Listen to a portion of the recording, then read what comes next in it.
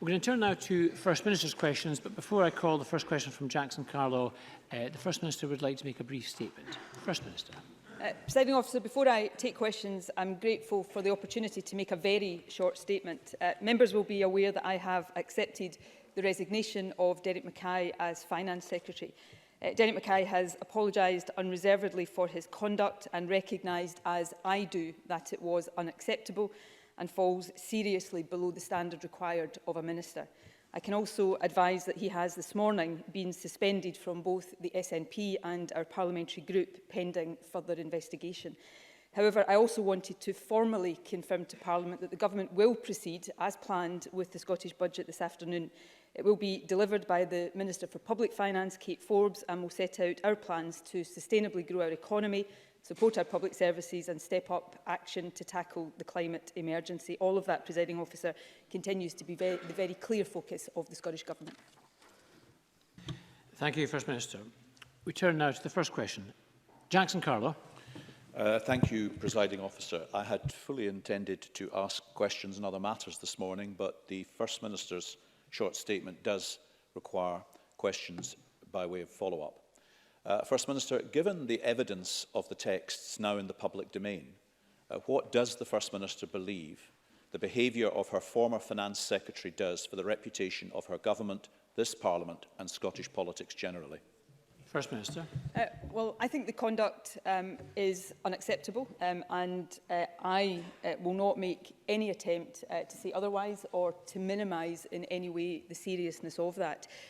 Based on what I knew about this last night, it was clear to me then that Derek Mackay's conduct fell far short of what is expected of a minister. Indeed, he offered his resignation to me and I accepted it was not an option for him to remain in government.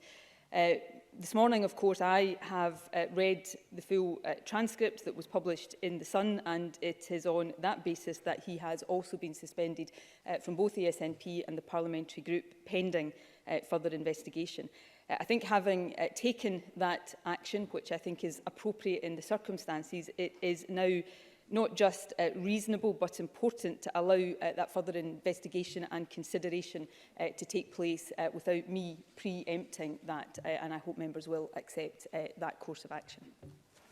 Jackson Carlo. As Mr Mackay has 26,000 followers on Twitter alone, many parents will be concerned over what assurances the First Minister has received that this is the only example of his unacceptable behaviour, and whether she believes any assurances received are credible.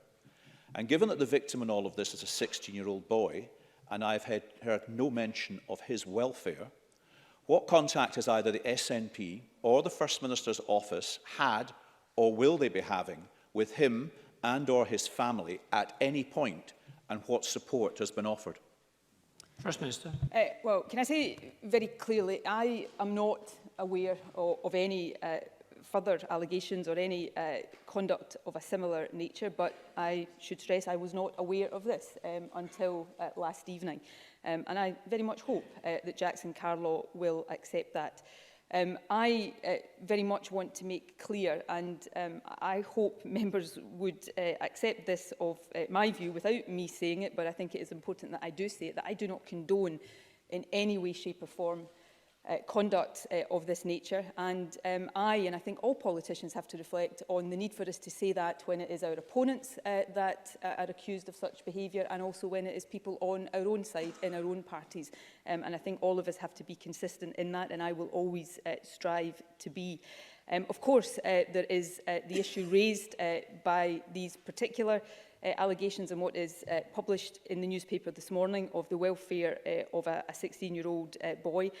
I am not aware of the identity or the contact details of the family.